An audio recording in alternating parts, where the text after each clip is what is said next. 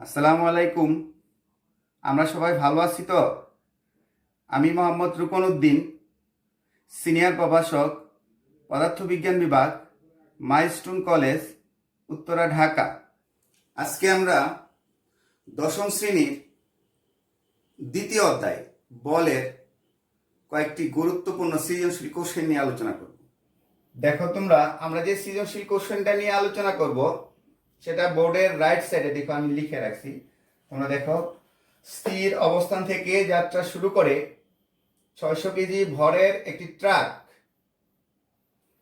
0.2 metre per second square ত্বরণে 60 second চলার পর 400 কেজি ভরের একটি স্থির পিকআপ ভ্যানের সাথে ধাক্কা খেয়ে একত্রে 7.2 মিটার পার সেকেন্ড বেগে চলতে থাকে। এই হলো আমার কোশ্চেন। জ্ঞানমূলক কোশ্চেন যেটা দেওয়া সেটা দেখো। ক, পিছলানো ঘর্ষণ কি? খ, অনুধাবনমূলক কোশ্চেন, সাম্য ও অসাম্য বলের পার্থক্য লিখো। প্রয়োগমূলক কোশ্চেন, গ, উদ্দীপকের ট্রাকটি পিকআপ ভ্যানের সাথে ধাক্কা খাওয়ার আগে কত দূর যাবে? 4 নাম্বার কোশ্চেন, খ, উচ্চতা দক্ষতার কোশ্চেন, উপরোক্ত ঘটনা ভরবেগের সূত্রকে সমর্থন করে ব্যাখ্যা করো। ঠিক আছে, আমরা প্রথম জ্ঞানমূলক কোশ্চেনটার উত্তর দিচ্ছি। পিছলানো ঘর্ষণ কি? একটি বস্তু যখন আরেকটি বস্তুর বা কোনো তলের উপর দিয়ে পিছলিয়ে চলে, যে ঘর্ষণের সৃষ্টি হয় সেই ঘর্ষণকে বলা হয় পিছলানো ঘর্ষণ। আবার আমি বলি, একটি বস্তু যখন আরেকটি বস্তু বা তলের উপর দিয়ে পিছলিয়ে চলে, যে ঘর্ষণের সৃষ্টি হয় সেই ঘর্ষণকে বলা হয় পিছলানো ঘর্ষণ। যেমন আমরা বৃষ্টির দিন, তোমরা খেয়াল করো, আমরা বৃষ্টির দিন যখন আমরা পথ চলতে থাকি, হঠাৎ করে স্লিপ কেটে যখন পড়ে যাই, সেটা আমরা একটা পিছলানো ঘর্ষণের উদাহরণ দিতে পারি। অনুধাবনমূলক কোশ্চেন দেখো, সাম্য ও অসাম্য বলের পার্থক্য লেখো। সাম্য বল, দুই বা ততোধিক বলের লব্ধি যদি শূন্য হয় সেই বলকে বলা হয় সাম্য বল। আর যদি দুই বা ততোধিক বলের লব্ধি শূন্য না হয় সেই বলটাকে আমরা বলি অসাম্য বল। এখন আমরা আসি প্রয়োগমূলক কোশ্চেন, উদ্দীপকের ট্রাকটি পিকআপ ভ্যানের সাথে ধাক্কা খাওয়ার আগে কত দূর যাবে? তাহলে আমি দেখি উদ্দীপকে কি কি দেওয়া আছে, ট্রাকটার কি কি জিনিস আমাদের দেওয়া আছে। ট্রাকটা স্থির অবস্থান থেকে যাত্রা শুরু করে, তার মানে ট্রাকের আদিবেগ দেওয়া আছে। উত্তর, ট্রাকের আদিবেগ। খেয়াল করো তোমরা, ট্রাকের আদিবেগ u = 0 মিটার পার সেকেন্ড। আর কি দেওয়া আছে? ট্রাকটি 0.2 মিটার পার সেকেন্ড স্কয়ার ত্বরণে 60 সেকেন্ড চলে। তার মানে ট্রাকের ত্বরণ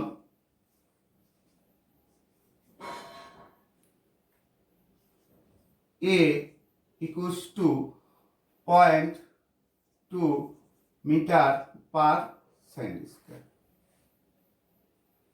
কতটুকু সময় ব্যাপী চলে? সময়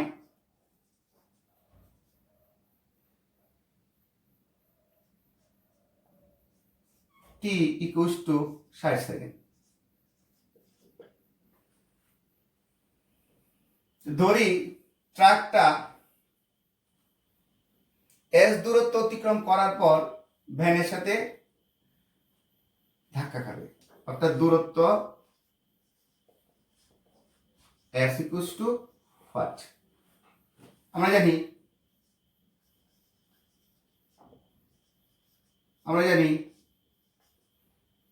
s = ut plus half of a t square, আদিবেগ 0, সময় t কত 60 সেকেন্ড, প্লাস হাফ ত্বরণ a সমান কত 0.2 × 60 স্কয়ার। এটাকে যদি আমি ক্যালকুলেশনের ক্যালকুলেটরের সাহায্যে ক্যালকুলেশন করি তাহলে 360 মিটার। লিখে নাও, আমি মুছে দিব। উচ্চতার দক্ষতার কোশ্চেনটা নিয়ে আলোচনা করতেছি। দেখো তোমরা, উপরোক্ত ঘটনা ভরবেগের সংরক্ষণ সূত্রকে সমর্থন করে ব্যাখ্যা করো। তাইলে আমরা জানি ভরবেগের সংরক্ষণ সূত্রটি হলো, উত্তর আমরা জানি ভরবেগের সংরক্ষণ সূত্রটি হলো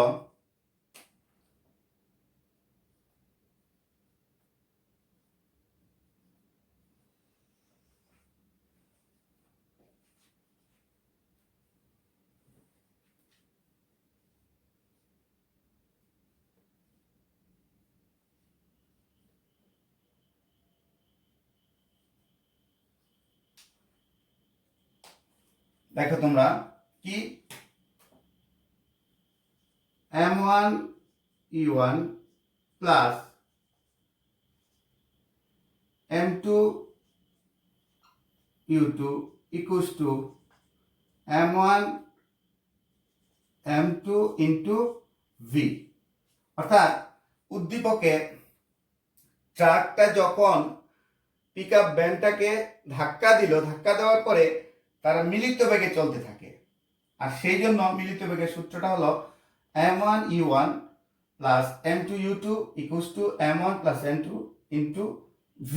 v হলো মিলিত বেগ, অর্থাৎ যে বেগ নিয়ে এই ট্রাকটা পিক আপ ভ্যানটাকে নিয়ে যে একত্রে চলতে লাগলো, যে বেগ নিয়ে সেই বেগটা হলো v। আর u1 হলো ট্রাকের বেগ, আর u2 হলো পিক আপ ভ্যানের বেগ। তাহলে আমাদের এখানে কি কি দেওয়া আছে দেখো। m1 ট্রাকের ভর, ট্রাকের ভর কত দেওয়া আছে? 600 কেজি ভরের একটা ট্রাক। লেফট হ্যান্ড সাইড, আমি লেফট হ্যান্ড সাইড ধরবো। লেফট হ্যান্ড সাইডে কি আছে? লেফট হ্যান্ড সাইড দেখো কি আছে, m1 u1 plus m2 u2। m1 ট্রাকের ভর, ট্রাকের ভর কত? 600 কেজি ইনটু u1 ট্রাকের বেগ। ট্রাকের বেগটা স্থির অবস্থান থেকে যাত্রা শুরু করে কত বেগে ট্রাকটা পিক আপ ভ্যানটাকে ধাক্কা দিছে, তাহলে এই বেগটা আমাদের বের করে নিতে হবে। এই বেগটা কি? এই বেগ v ইকুয়ালস টু কি? u plus at। তাহলে আদি বেগ 0, a হলো 0.2 আর t কত? 60। That means 12 metre per second. অর্থাৎ ট্রাকটা এই 12 মিটার পার সেকেন্ড বেগ নিয়ে এই পিক আপ ভ্যানটাকে ধাক্কা দিছে। তাহলে বেগটা কত? 12 প্লাস, এখন আমরা এটা মুছে দিচ্ছি প্লাস m2 কত? 400 কেজি ভরের pick up van, 400। Pick up ভ্যানটা যেহেতু স্থির ছিল, তার বেগ 0, তাহলে ইকুয়ালস টু কত? 7200 কেজি। এককটা কি হবে? KG metre per second. লিখে নাও। Right hand side, right hand side কি? m1 প্লাস m2 ইন্টু কি? v। m1 কত আমাদের? 600, অর্থাৎ ট্রাকের ভর। m2 মানে পিক আপ ভ্যানের ভর 400 কেজি ইন্টু মিলিত বেগ কত আমাদের? 12। তার মানে কত? 6 4 10 আর বেগ কত আমাদের? মিলিত বেগ 12 না, মিলিত বেগ আমাদের দেওয়া আছে 7.2। মিলিত বেগ দেওয়া আছে 7.2। এটা যদি আমি ক্যালকুলেশন করি সেটাও দাঁড়ায় 7200 কেজি মিটার পার সেকেন্ড। অর্থাৎ লেফট হ্যান্ড সাইড সমান রাইট হ্যান্ড সাইড, যাহা ভরবেগের সংরক্ষণ সূত্রকে সমর্থন করে। হ্যাঁ, আমরা দ্বিতীয় যে সৃজনশীল কোশ্চেনটা নিয়ে আলোচনা করব সেটা দেখো, আমার বোর্ডের রাইট সাইডে লেখা আছে। কি লেখা আছে? তানজুম 50 গ্রাম ভরের পাথরকে 60 মিটার পার সেকেন্ড বেগে ভূমির সমান্তরালে নিক্ষেপ করে। আমার জ্ঞানমূলক কোশ্চেনটা হলো ক, মাত্রা কাকে বলে? অনুধাবনমূলক কোশ্চেন খ, 10 নিউটন বল বলতে কি বুঝো? প্রয়োগমূলক কোশ্চেন গ, পাথরটি যদি সমবেগে গতিশীল থাকে তবে 4 সেকেন্ডে কত দূর যাবে? ঘোড়ার গ, উচ্চতর দক্ষতার যে কোশ্চেনটা আছে আমাদের, দেখো দেওয়া আছে 9 নিউটন বাধাদানকারী বল প্রয়োগ করে পাথরটিকে 10 মিটার দূরত্বে থামানো সম্ভব কি? ঠিক আছে, আমি এক এক করে প্রত্যেকটা কোশ্চেনের উত্তর দিচ্ছি। ক, মাত্রা কাকে বলে? ভৌত রাশিতে বিদ্যমান মৌলিক রাশিগুলোর যে সূচক, ভৌত রাশিতে বিদ্যমান মৌলিক রাশিগুলোর যে সূচক, সেটাকে আমরা বলি কি? মাত্রা। খ, 10 নিউটন বল বলতে কি বুঝো? খ, 10 নিউটন বল বলতে এই বোঝায় যে বল 1 কেজি ভর বিশিষ্ট কোনো বস্তুর উপর ক্রিয়া করে 10 মিটার পার সেকেন্ড স্কোয়ার ত্বরণের সৃষ্টি করে, সেই বলকে বলা হয় 10 নিউটন বল। আবার আমি বলি, 10 নিউটন বল বলতে এই বোঝায় যে বল 1 কেজি ভর বিশিষ্ট কোনো বস্তুর উপর ক্রিয়া করে 10 মিটার পার সেকেন্ড স্কোয়ার ত্বরণের সৃষ্টি করে, সেই বলকে বলা হয় 10 নিউটন বল। এখন আমরা আসি প্রয়োগমূলক কোশ্চেন। পাথরটি যদি সমবেগে গতিশীল থাকে তবে 4 সেকেন্ডে কত দূর যাবে? তাহলে পাথরটার কত বেগে তানজুম কত বেগে ভূমির সমান্তরালে নিক্ষেপ করে? 60 মিটার পার সেকেন্ড বেগে।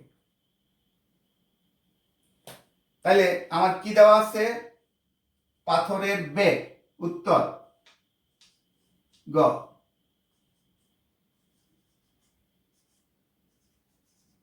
পাথরের বেগ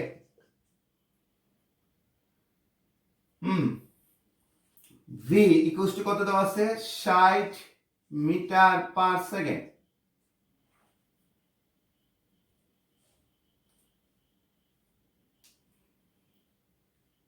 তাহলে সময় কত দেওয়া আছে? দেখো 4 সেকেন্ড। সময় টি ইকুয়াল টু দেওয়া আছে কত? 4 সেকেন্ড। সমবেগে অতিক্রান্ত দূরত্বের ফর্মুলা কি? আমরা জানি বস্তু যখন সমবেগে চলে, বস্তু যখন সমবেগে চলে তখন দূরত্ব s ইকুয়াল টু কি? v ইনটু টি। তাহলে ব্যাগটা কত আমার? 60। সময় কত? 4 সেকেন্ডে, তার মানে 240 মিটার। অর্থাৎ সমবেগে 240 মিটার দূরত্ব অতিক্রম করবে পাথরটা। তোমরা দেখো খ নম্বর কোশ্চেন, 9 নিউটন বাধাদানকারী বল প্রয়োগ করে পাথরটিকে 10 মিটার দূরত্বে থামানো সম্ভব কি? তাহলে এই কোশ্চেনের যখন আমি উত্তর দিব তোমরা খেয়াল করো, আমরা ধরি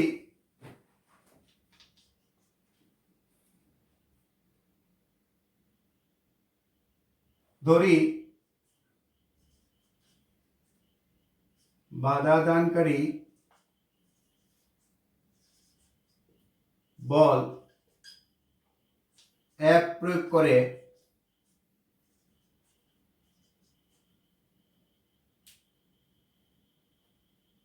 F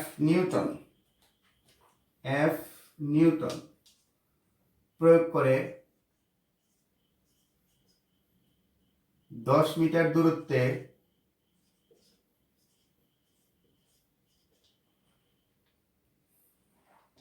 পাথরটিকে থামানো সম্ভব।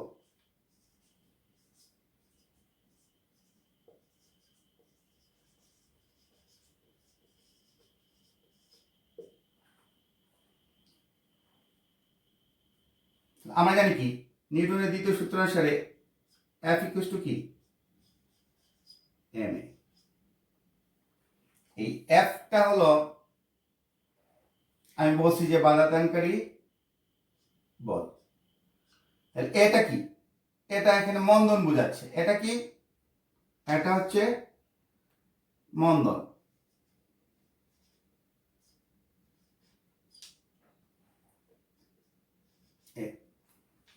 তাহলে এখানে আমরা জানি কি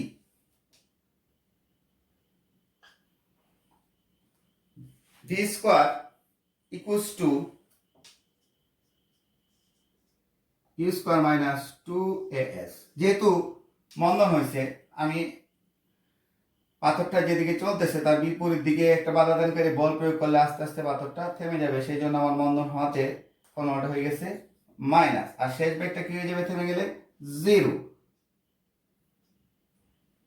আর আদি বেগ কত 60 metre per second. Minus 2 into a কত মিটার দূরত্বে 10 মিটার দূরত্বে। সুতরাং এখান থেকে আমি মন্দন a সমান আমি পাই 180 metre per second square.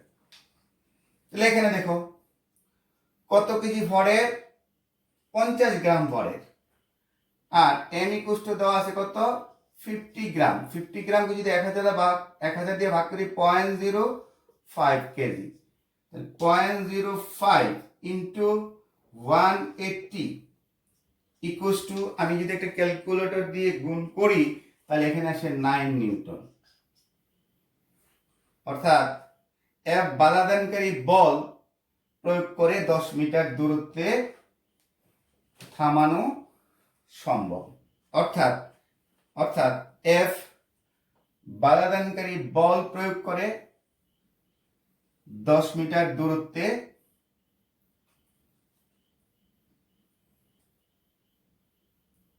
That means 9 Newton বল প্রয়োগ করে 10 মিটার দূরত্বে পাথরটিকে থামানো সম্ভব। জানি নেওয়ার আগে তোমাদের সবাইকে একটি কথা বলে রাখতেছি, যে অঙ্কগুলা করাইছে এ ব্যাপারে কারো যদি কোনো সমস্যা থাকে ব্যক্তিগতভাবে আমার সাথে যোগাযোগ করবে, অথবা সমস্যাটি আমার হোয়াটসঅ্যাপে লিখে পাঠাবে। থ্যাংক ইউ সবাইকে, সবাই ভালো থাকি।